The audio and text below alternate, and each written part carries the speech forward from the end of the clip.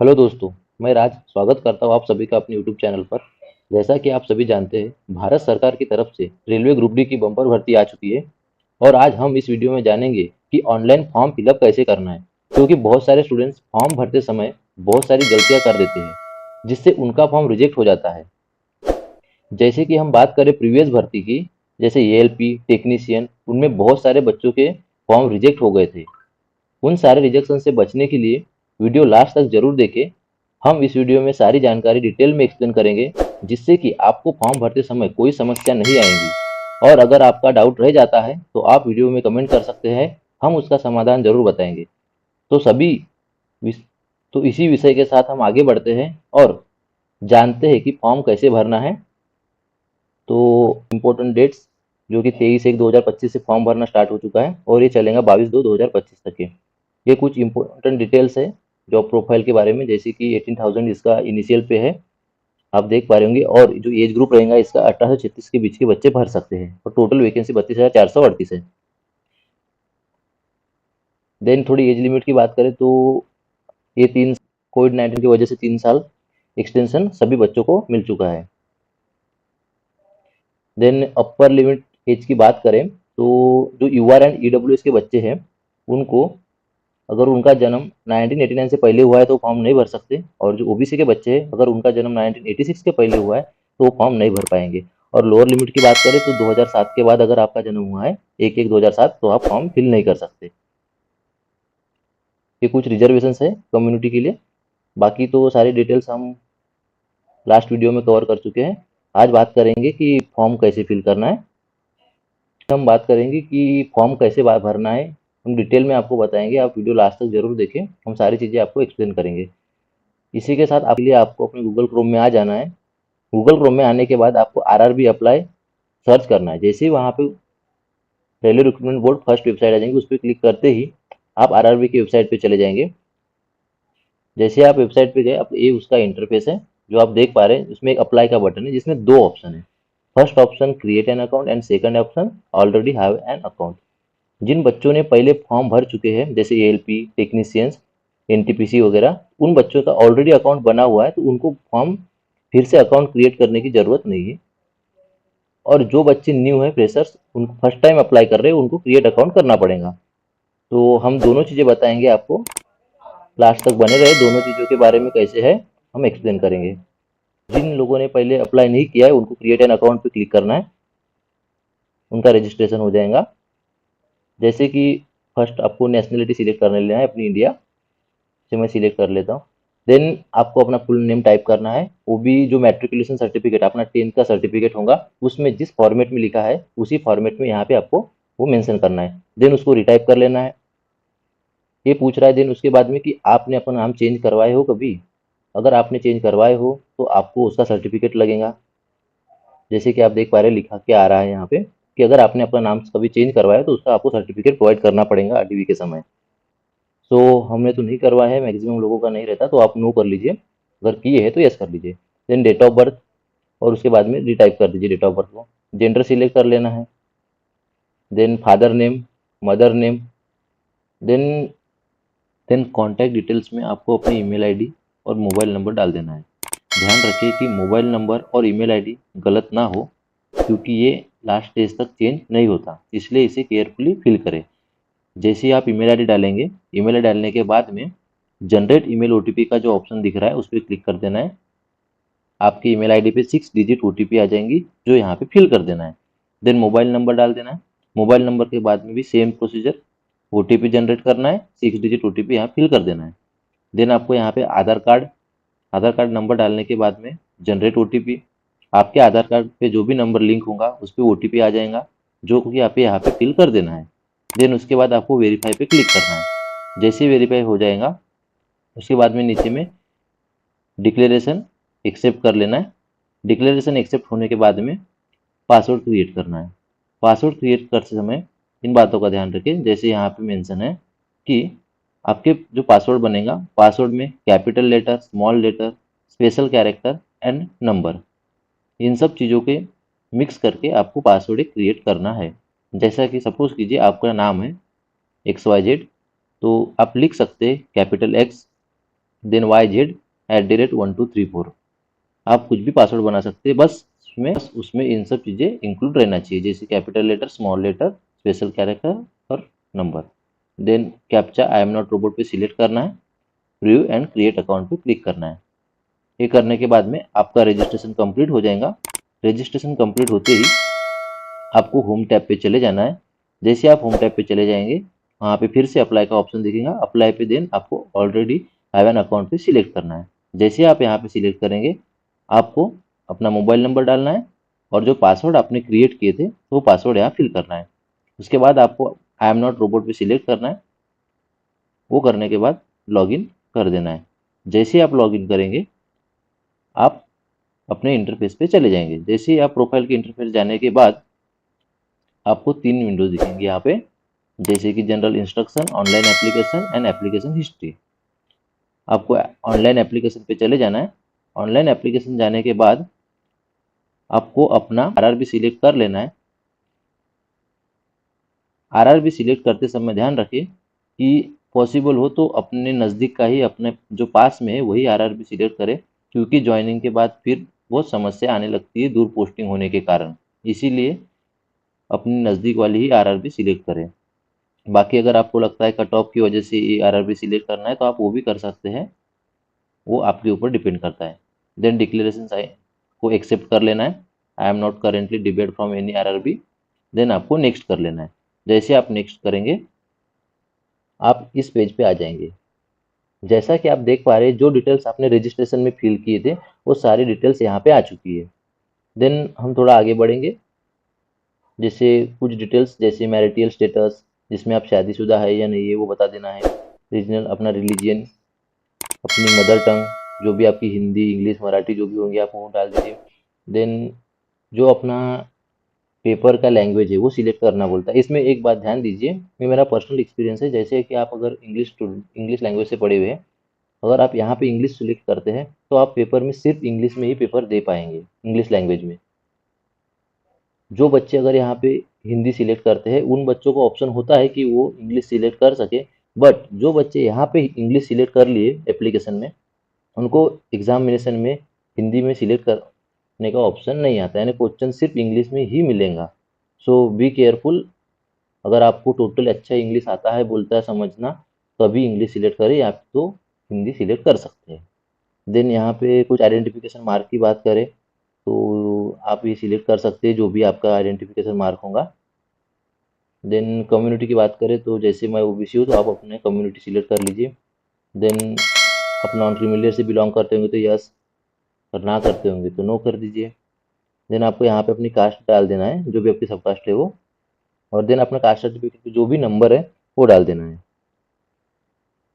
Then community certificate authority की बात करें, जहाँ से आपकी सर्टिफिकेट बना हुआ है उस ऑफिस का नाम, देन अपने स्टेट का नाम, और कम्युनिटी सर्टिफिकेट कब इशू हुआ उसकी डेट। देन आ जाते हैं, बात करते हैं एड्रेस की। तो एड्रेस में आते ही अपना एड्रेस फिल कर देना है, जैसे स्टेट, डिस्ट्रिक्ट और फिर अपना एड्रेस। ओके, देन उसके बाद आपको नेक्स्ट पे क्लिक कर देना है। जैसे ही आप नेक्स्ट करेंगे, आपको कैटेगरी डिटेल्स आ जाएंगी, जैसे आप एक सर्विसमैन हाँ या ना में चूज़ कर पाओगे। देन पीडब्ल्यूबीडी की बात करें, आप अगर हाँ तो यस, यस सिलेक्ट करेंगे। जैसे आप यस सिलेक्ट करेंगे, जो भी आपकी बेंच मार्क डिसेबिलिटी है वो आपको यहाँ पे सिलेक्ट करना पड़ेगा।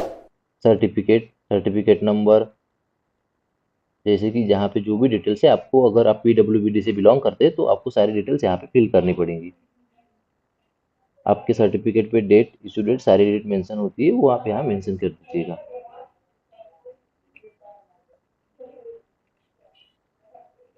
देन स्क्राइब डिटेल्स की बात करें तो स्क्राइब अपन नो सिलेक्ट करेंगे, अपनी पीडब्ल्यू से बिलोंग नहीं करते तो अपने को स्क्राइब की जरूरत नहीं है। देन आप ईबीएस से सिलेक्ट, सॉरी, देन आप ईबीएस से बिलोंग करते होंगे तो ईबीएस से बिलोंग करते। इसमें कंफ्यूज ना हो, ये ईडब्ल्यूएस और ईबीएस दोनों डिफरेंट है। अगर आप ईबीएस से बिलोंग करते तभी ईबीएस के लिए यस ऑप्शन चूज करें।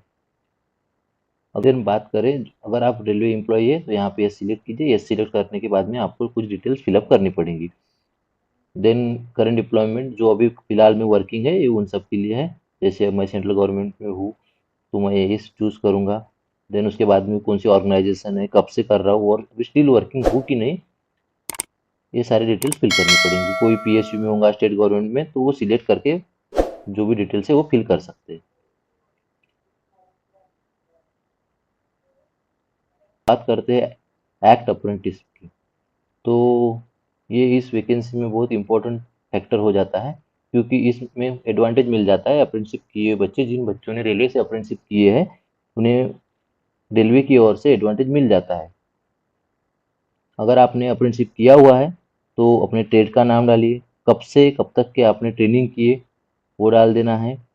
देन आपका जो ट्रेनिंग था, हो सकता है कि आगे पीछे किसी का 12 महीने, 2 या 13 महीने भी हो सकता है, क्योंकि हमारे समय जब हमने किए थे तो लॉकडाउन की वजह से हमारा एक्सपेंड हो गया था थोड़ा सा। तो यहाँ पे जैसे भी आप डेट डालेंगे तो इसके बीच में यहाँ पे ट्रेनिंग ड्यूरेशन ऑटोमेटिक फेच हो जाएगा।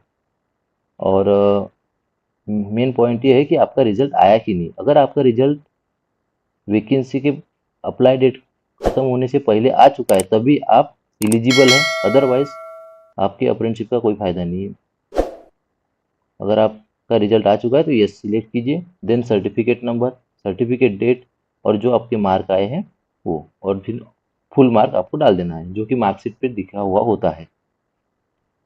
देन बैंक डिटेल्स की बात करें, बैंक डिटेल्स इसीलिए होती है क्योंकि रेलवे की एग्ज़ाम में जो अपन पेमेंट पे करते हैं उसमें से कुछ माइनर डिडक्शन होके पेमेंट डिडक्ट अपने को रिटर्न आ जाता है। जब आप एग्ज़ाम दे देंगे उससे कुछ समय के बाद पैसे वापस आ जाते हैं, इसलिए कुछ ये डिटेल्स होती है जो आप फिल कर सकते हैं।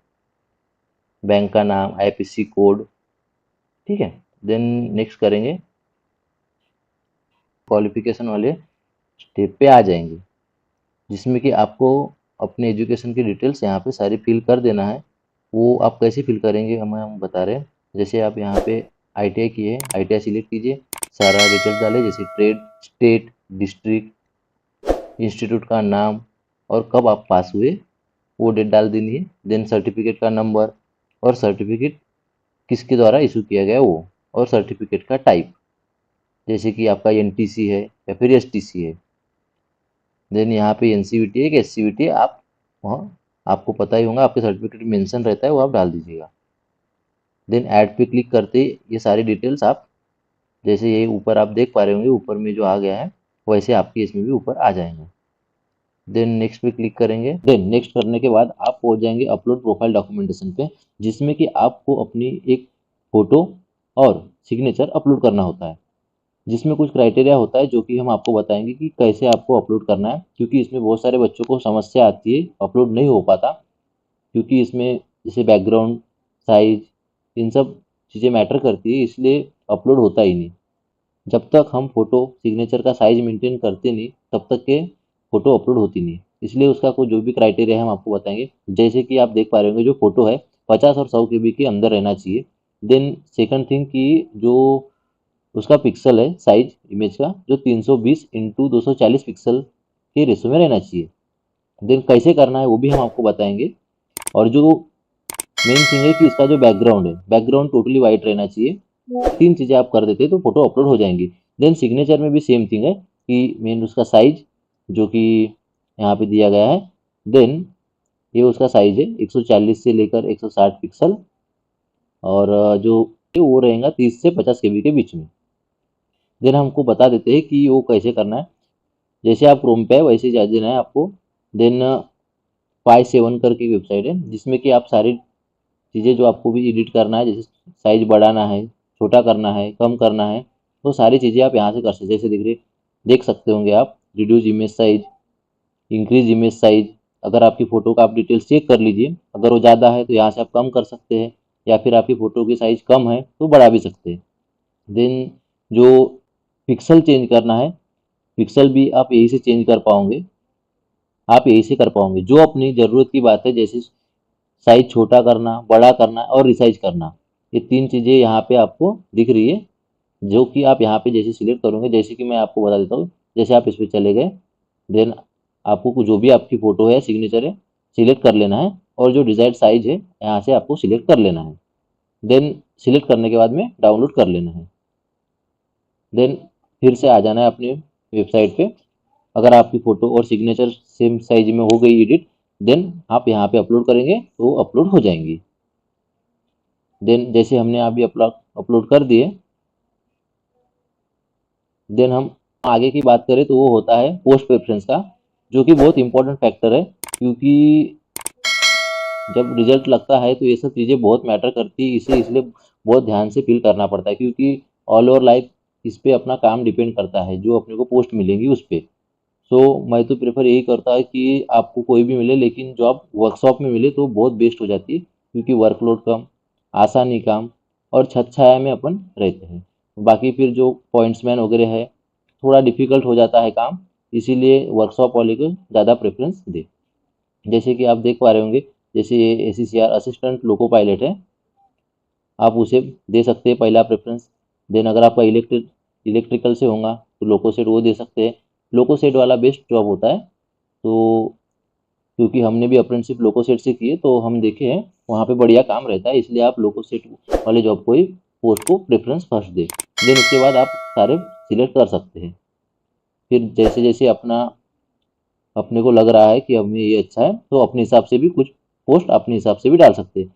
अगर आपका पोस्ट प्रेफरेंस डाल के हो जाता है, जैसे भी मैंने डाल दिया लोको सेट, देन अदर ट्रेड्स, और जो भी अगर आपको अच्छा लगता होगा जो भी पोस्ट, तो आप उसको आगे डाल सकते हैं।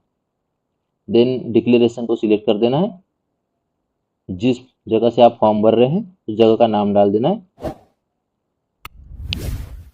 वो भरने के बाद में आपको प्रीव्यू एप्लीकेशन पे सिलेक्ट करना है। जैसे ही आप प्रीव्यू एप्लीकेशन सिलेक्ट करेंगे, आपके सामने आपने जो डाटा फिलअप किया है अपने फॉर्म में वो खुल के आ जाएगा।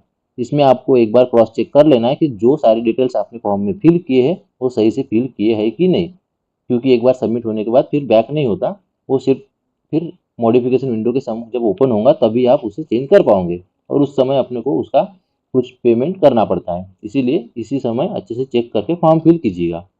एक बार क्रॉस चेक कर ले कि आपने नाम, डेट ऑफ बर्थ, जो भी सारी डिटेल्स होती है अच्छे से एक बार चेक कर लीजिएगा। सारा सब कुछ अगर सही है, सारी डिटेल्स, देन आप आगे बढ़ सकते हैं। आगे बढ़ना है इन द सेंस कि डिक्लेरेशन यहाँ पे भी आपको सिलेक्ट करना है कि मैंने सारी डिटेल्स चेक कर लिया हूँ। अगर आपको लग रहा है इस रीचेक में कुछ गलत है तो आप यहाँ से एडिट वाले ऑप्शन पे जाके फिर से एडिट कर सकते हैं उस चीज़ को। देन आप सबमिट कर सकते हैं।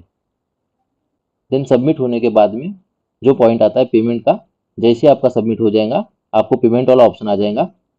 और जैसे कि हम पिछली वीडियो में देख चुके हैं कि पेमेंट क्या है, जैसा भी आपकी कैटेगरी होगी उस हिसाब से आपको पेमेंट कर देना है। पेमेंट करने के बाद जैसे आप फॉर्म सबमिट कर दीजिएगा, उसके बाद आपको आना है अपने एप्लीकेशन हिस्ट्री पे।